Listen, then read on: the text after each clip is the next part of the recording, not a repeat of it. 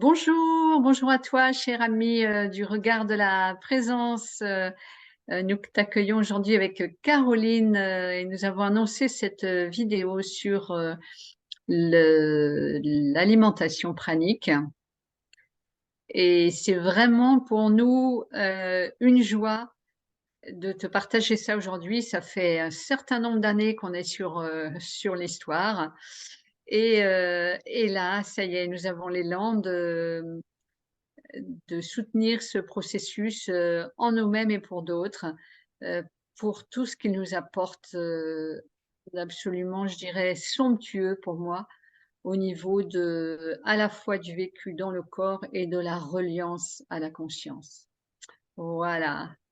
Oui, merci Marie-Christine. Alors, tout de suite, j'aimerais pas me placer en high level, c'est-à-dire que ni toi ni moi ne nous nourrissons entièrement de prana, sans alimentation solide du tout.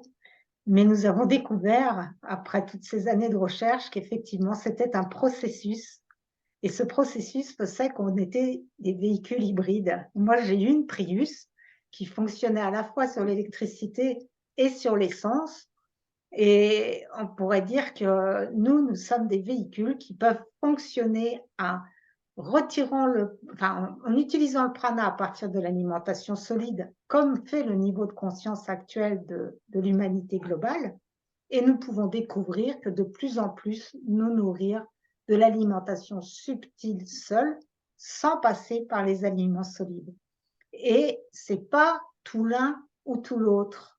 Et donc, le processus Nirahara nous permet de petit à petit upgrader le côté hybride prana seul, tout en maintenant plus ou moins, suivant les moments, le besoin d'alimentation solide, dans le sens qu'on prend le prana à travers les aliments solides.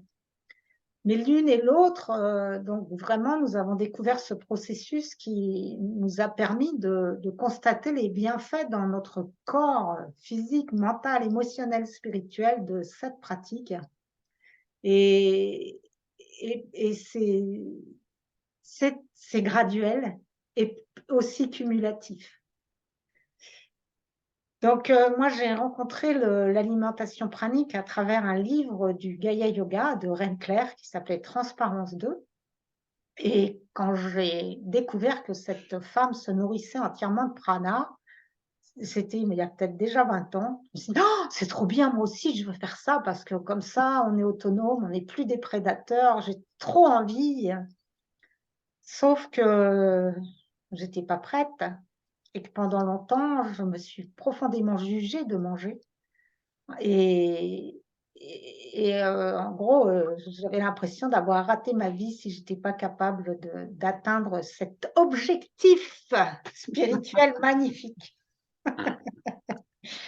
Et après, je suis retournée vers la gourmandise en me disant, ça ne sert à rien de croire que tu as raté ta vie parce que tu as un objectif irréalisable. Reviens sur Terre, mon ami, et offre-toi le droit d'être comme tout le monde, gourmande et de manger.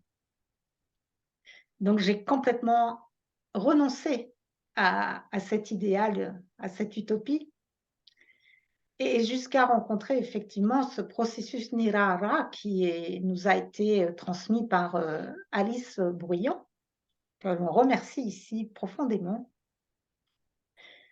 Et là, c'est un processus en 21 jours qui propose des jours avec une alimentation liquide, 2 jours au liquide, un jour où on mange ce qu'on veut solide, 7 jours au liquide, un jour soupape où on mange ce qu'on veut, et 10 jours au liquide.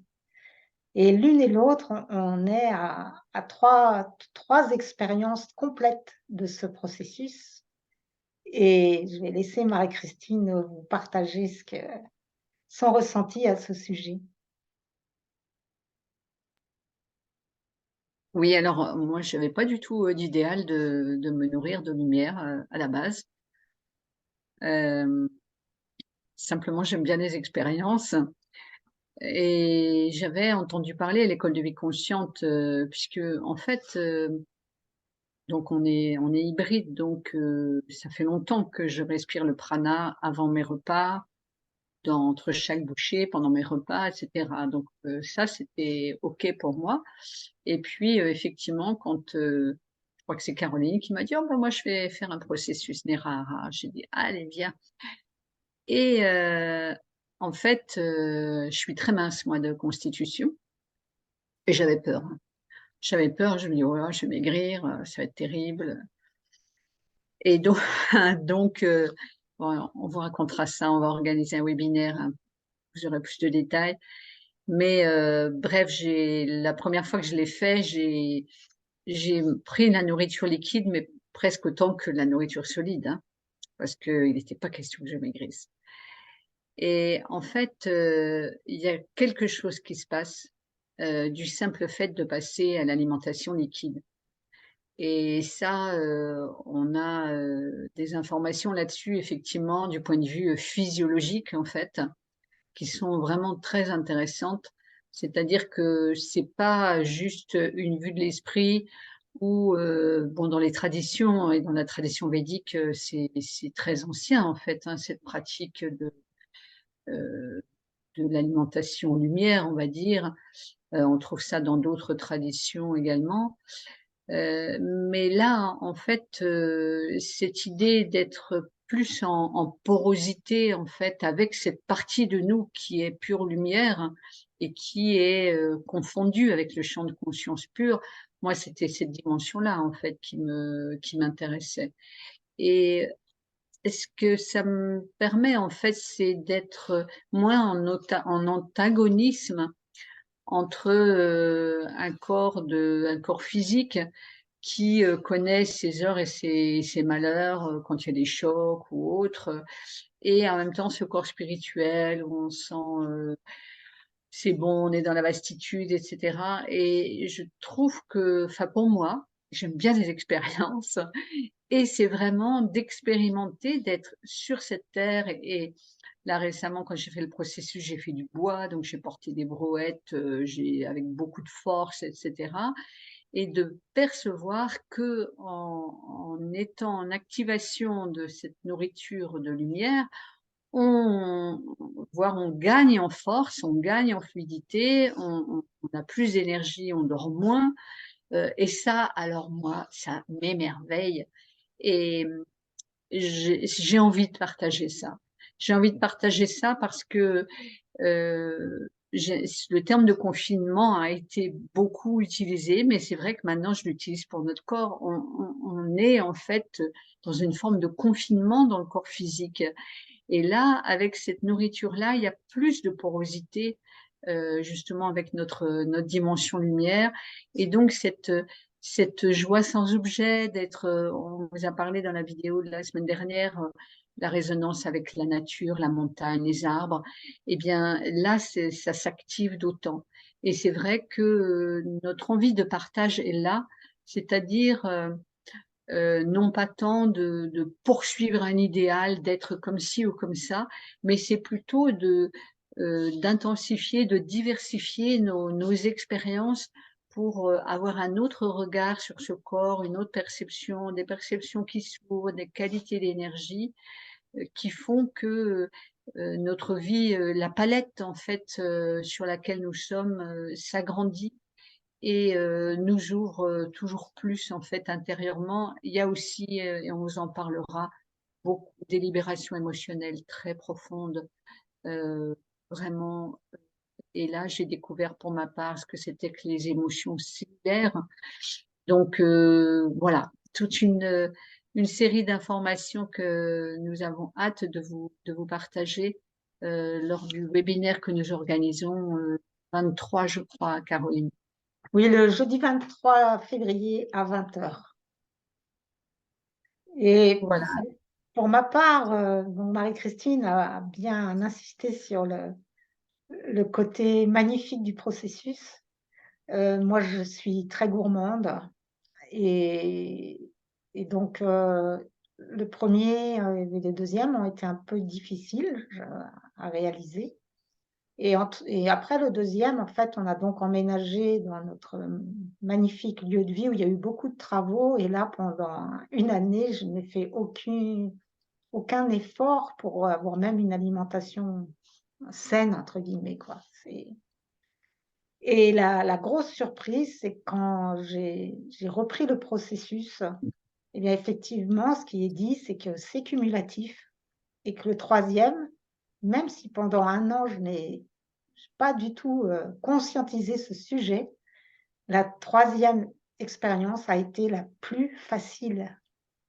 Et surtout, comme cette troisième expérience, effectivement, me permet de vraiment contacter concrètement, cellulairement, que cette alimentation pranique se mette en place en douceur, en fonctionnement hybride, parce que c'est l'expérience où j'ai le moins mangé d'alimentation liquide et pour autant, j'ai pas perdu de poids quasiment.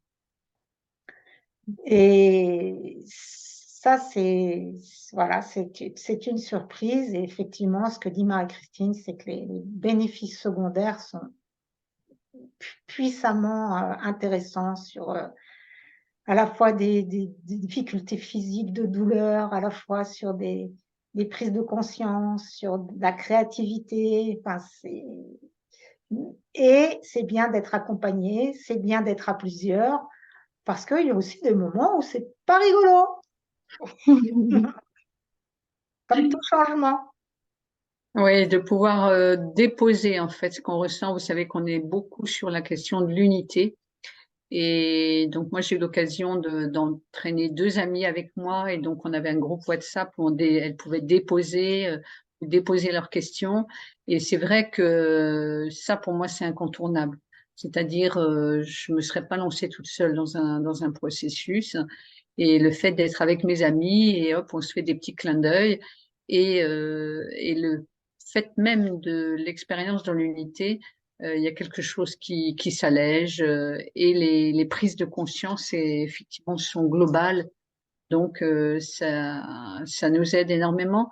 Et ce que j'avais envie d'ajouter, c'est que en fait, on est vraiment dans une période d'expansion, hein, à tout point de vue, individuel, global. Et pour moi, c'est entrer en familiarité justement avec cette part lumière que nous sommes.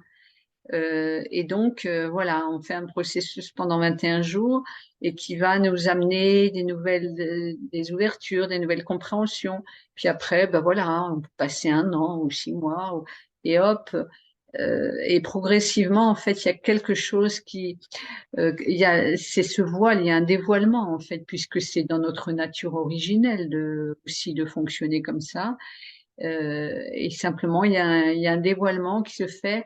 Et simplement, nous, on aime bien la douceur et cette unité qui soutient et qui permet vraiment que ce soit une expérience globale et pas seulement focalisée sur un aspect qui est la nourriture. Oui, alors bienvenue pour notre webinaire donc, qui portera le même titre que cette vidéo, le prana à votre portée avec le Nirara. Donc, ce sera le jeudi 23 février à 20 h et vous avez toutes les informations pour vous inscrire sous cette vidéo. Et nous espérons vous retrouver. Il y a nombreuses pour partager ces aventures qui vraiment sont progressives. C'est comme il y a des personnes qui ont des éveils spontanés et des personnes qui deviennent praniques quasiment spontanément ou avec facilité. Et pour d'autres, c'est graduel. Et pour Marie-Christine et moi, on vous partage un chemin graduel qui permet vraiment comme de upgrader d'une marche là où tu en es, et sans te dire, waouh, il faut atteindre le sommet absolument et tout de suite. Non, non, non, il y a des marches et chaque marche qu'on gravit nous amène vers plus de joie, de fluidité et c'est ce que l'on a envie de te partager afin que toi aussi tu puisses en bénéficier. Et j'ai envie de dire bienvenue dans l'équipe au sol, puisque en fait pour nous, nous sommes maintenant dans un mouvement où nous emmenons des gens avec nous parce que nous avons cette conscience que voilà, plus on est nombreux dans cette famille de cœur sur ce plan de l'incarnation, plus nous partageons nos expériences et bien plus je veux dire la résonance avec les plans plus subtils peut se faire, peut s'intégrer sur cette terre, dans ce plan et sur le plan global. Donc, bienvenue, à très bientôt.